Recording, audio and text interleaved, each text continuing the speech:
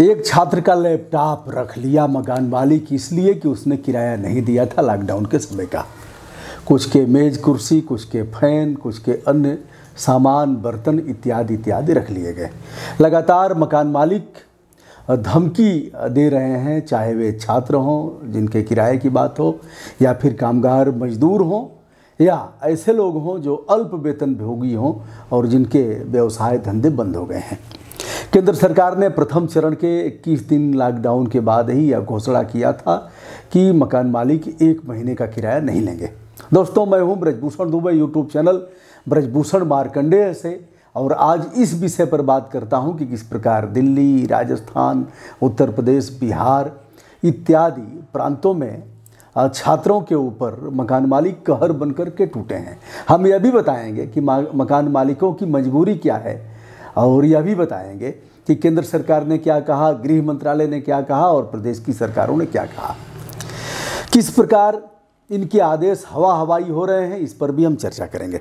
दोस्तों, 21 दिन के लॉकडाउन की घोषणा करने के बाद प्रधानमंत्री जी ने भी इस बात का अनुरोध किया था कि मकान मालिक ऐसे लोगों से 1 महीने का किराया नहीं लेंगे। अनुरोध ज्ञापित किया गया था।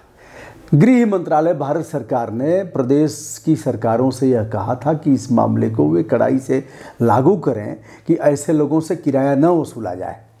कई जिलाधिकारियों ने इस प्रकार का आदेश पारित किया था कि यदि कोई मकान मालिक इस प्रकार ज़बरदस्ती करता है तो उसके विरुद्ध अपराध दर्ज कराए जाएंगे। इस संबंध में हम सबसे पहले उत्तर प्रदेश की राजधानी लखनऊ के डीएम अभिषेक प्रकाश, जिन्होंने ये नंबर जारी किया था, टेलीफोन नंबर 0522, या लखनऊ का कोड नंबर है, फिर 2622-267। उन्होंने कहा था यदि कोई मकान मालिक इस तरह से करता है तो आप इस नंबर पर शिकायत दर्ज कराएं, उनके ऊपर कार्रवाई होगी। कार्रवाई किस पर होगी? कार्रवाई के लिए भी राष्ट्रीय आपदा प्रबंधन अधिनियम 2005 की धारा 51 के तहत 1 वर्ष की जेल, जुर्माना अथवा दोनों हो सकता है। इस तरह से किया गया, लेकिन कहीं कोई पालन नहीं किया गया। मुझसे तमाम छात्रों ने फ़ोन पर बात करके कहा, मैसेज करके कहा, मेल करके अपनी बात पहुंचाया, कहा कि सर हमारे सामान तो जब्त कर लिए गए। एक लड़के ने रुआंसे होकर के कहा कि हमने नया लैपटॉप लिया था, लैपटॉप हमने रूम में ही छोड़ दिया था, मकान मालिक ने रूम खोला और लैपटॉप अपने कब्जे में ले लिया। कहा कि चलो 2 महीने के किराया का तो हो गया, लेकिन अगले महीने के किराए का इंतज़ाम करो, हमने लैपटॉप रख लिया है। कुछ एक के कुर्सी, मेज, बर्तन, गैस सिलेंडर, पंखा इत्यादि जो सामान थे 5000, 6000, 7000, 8000, 10000, 15000, जैसी भी स्थिति हो, छात्र का जीवन तो एक तरह से साधना का जीवन होता है, किसी प्रकार वह तैयारी करता है। हम बताते चलें कि उत्तर प्रदेश के प्रयागराज में इस तरह की स्थितियां हो रही हैं, वाराणसी में हो रही हैं, और प्रदेश के अन्य कोनों में जैसे लखनऊ जैसी जगह पर इस तरह से हो रहा है। कहीं कोई मकान मालिक मान नहीं रहा है। इन्होंने भी कोई स्पष्ट आदेश नहीं किया था। जेल भेजने की बात कहा था, जुर्माने की बात कहा था, मानवीय दृष्टिकोण अख्तियार करने की बात कहा था, वह नंबर दिया था, लेकिन यह नहीं बताया था कि 1 महीने का किराया आगे वह वसूलेंगे अथवा 1 महीने का किराया माफ़ रहेगा। भैया, दोनों बात में से एक बात साफ करिए ना कि क्या कहना है। अब देहात में एक कहावत प्रचलन में है कि भैंस बच्चा देने वाली भी है, गर्भवती भी है, और उसे उसका प्रजनन भी कराना, वह भी कराना है, भैंसा भी दिखाना। इस तरह से खराब कहावत है, लेकिन यह साफ नहीं कहा गया। आप जब भी देखेंगे इस तरह का तो आपको लगेगा कि किस प्रकार का आदेश पारित किया गया है। इसी प्रकार जैसे सरकारी विद्यालयों में कहा कि 3 महीने की फीस एक साथ नहीं वसूलेंगे तो कार्रवाई होगी। फीस तो देना ही है, आज दे दें या फिर 3 महीने के बाद दे दें, ऐसे में फीस भी लिया जा रहा है। अब कई जगह कहा गया है कि फीस आप नहीं लेंगे, तो जो विद्यालय के प्रबंध तंत्र के लोग हैं वह कह रहे हैं साहब हम अध्यापकों को फीस कैसे देंगे। बहुत से विद्यालयों में, अच्छे विद्यालयों में अध्यापकों से काम लिया जा रहा है, लेकिन उन्हें वेतन नहीं दिया जा रहा है। कहीं आधे वेतन, कहीं तिहाई वेतन ऐसे दिया जा रहा है, जबकि वह घर रह करके ऑनलाइन पढ़ाई करा रहे हैं बच्चों को। अब चलिए हम बात करते हैं कि राजस्थान के कोटा से कई बच्चों ने हमारे तक अनुरोध भेजा और कहा कि हम जिस हॉस्टल में रहते थे उसके मकान मालिक का फ़ोन आया था, हम जहां रूम लेकर के रहते थे वहां से फ़ोन आया था और बड़ी विचित्र स्थिति है। वो लोग कह रहे हैं किराया भेजो, अन्यथा हम अपना ताला लगाएंगे और सारा सामान जब्त कर लेंगे। दिल्ली के मुखर्जी नगर में भी यही स्थिति है, जहां के तमाम जो छात्र हैं वो अपनी बात कह रहे हैं। 29 मार्च को केंद्रीय गृह मंत्रालय ने इस प्रकार का आदेश पारित किया था। एक दिल्ली सरकार ने तरुण की शिकायत पर मकान मालिक के विरुद्ध अपराध दर्ज भी किया। तरुण का यह कहना था कि हम एक कंपनी में काम करते हैं और मकान मालिक ने हमारे ऊपर ज़ोर ज़बरदस्ती किया और कहा कि किराया नहीं दोगे तो हम सामान फेंक देंगे। तो मकान मालिक के विरुद्ध सुसंगत धाराओं में अपराध पंजीकृत किया गया, लेकिन एक मामले से कुछ होना नहीं है। अब हमारी बात कई मकान मालिकों से हुई तो उन लोगों ने कहा साहब बहुत से मकान मालिक तो ऐसे हैं जिनकी दाल रोटी किराए के आधार पर ही चलती है। एक दो रूम उनके पास हैं, उस रूम को उन्होंने किराए पर दे दिया है जिससे उनके घर का खान खर्च चलता है। ऐसे में कैसे कर पाएंगे?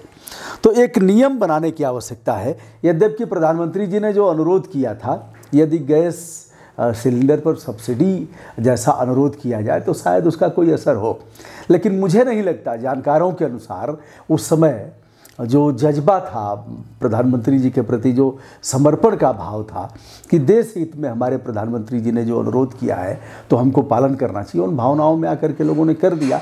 आज वह स्थिति प्रधानमंत्री जी की नहीं है जिस प्रकार पहले थी, क्योंकि लोगों ने जान लिया है कि कहना कुछ और है, करना कुछ और है।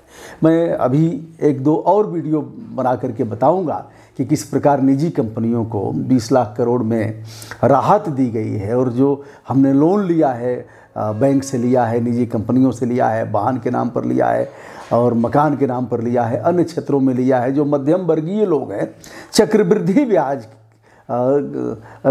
जोड़ करके कैसे उनसे लिया जा रहा है, और आरबीआई का जो आदेश है उसका किस प्रकार आदेश क्या कहता है और कर क्या रहे हैं। तो इस पर भी मैं अलग से वीडियो करके आपको बताऊंगा। लेकिन दोस्तों, एक बहुत विकट स्थिति है। कुछ कोचिंग संचालकों ने भी कहा है कि साहब हम तो किराए पर लिए हैं 10,000, 20,000, 15,000 ऐसे करके 25,000, 30,000 जैसी भी स्थिति है। कई रूम हमने पूरा फ्लैट ले लिया। अब कोचिंग बंद है, बच्चे आ नहीं रहे हैं, फीस मिल नहीं रहा है, तो हम कैसे देंगे किराया? और वह लगातार चढ़े हुए हैं कि हमें तो किराया चाहिए। इस प्रकार से कोई ठोस कानून नियम बनाना चाहिए, नहीं तो अक्कड़ बक्कड़ बम्बे बोल 80-90 पूरे 100 में लगा तागा, चोर निकल कर भागा। ऐसे देहात में हम लोग बचपन में एक खेल खेलते थे, तो चोर निकल कर भागा। ऐसे ही आप करते रहेंगे तो इसका कोई मतलब नहीं रहेगा।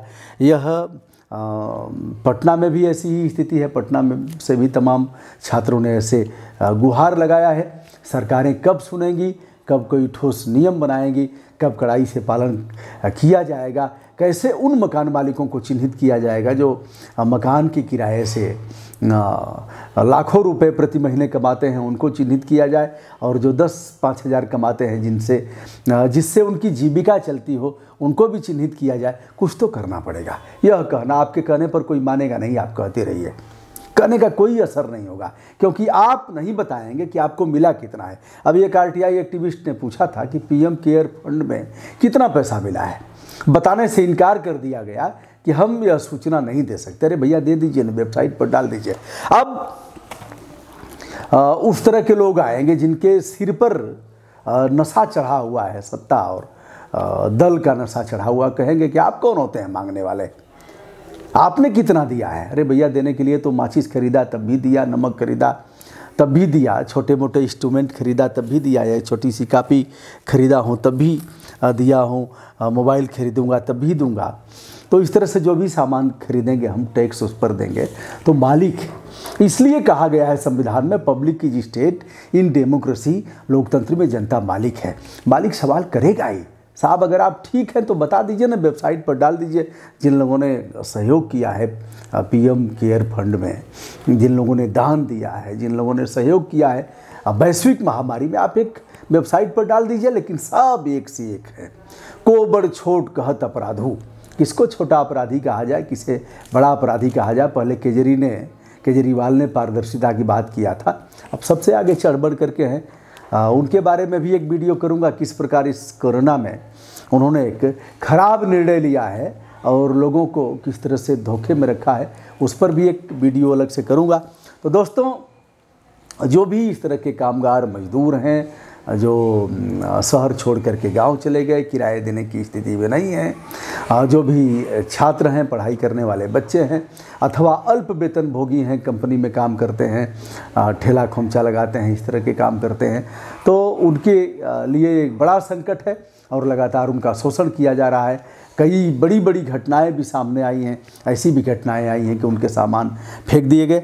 दोस्तों, मैं केंद्र सरकार से अनुरोध करता हूं, प्रदेश की सरकारों से विनम्रता के साथ अपना अनुरोध ज्ञापित करता हूं कि इस बारे में ठोस नियम बनाया जाए, जिससे एक बड़ा वर्ग शोषण से बच सके और जिन लोगों का नुकसान हो रहा है, जो मकान मालिक हैं, उनके लिए भी नियम बनाए जाएं। यदि छोटे मकान मालिक हैं, 10-5 हज़ार रुपये महीना उनका आता है, तो उन पर भी मानवीय दृष्टिकोण अपनाते हुए ध्यान रखना चाहिए। दोस्तों, मैं हूं ब्रजभूषण दुबे, यूट्यूब चैनल ब्रजभूषण मार्कंडेय से आज अपने मौलिक कर्तव्यों का पालन करते हुए केंद्र सरकार से लेकर के प्रदेश सरकारों के गुड सेंस, सद्बुद्धि की कामना करता हूं और उन्हें सुझाव देता हूं कि इस मामले पर ठोस कार्यक्रम बनाएं और सही निर्णय लें, जिससे लोगों को लाभ हो। नहीं तो अक्कड़ बक्कड़ बम्बे बोल से काम तो चलने वाला नहीं है। नमस्कार।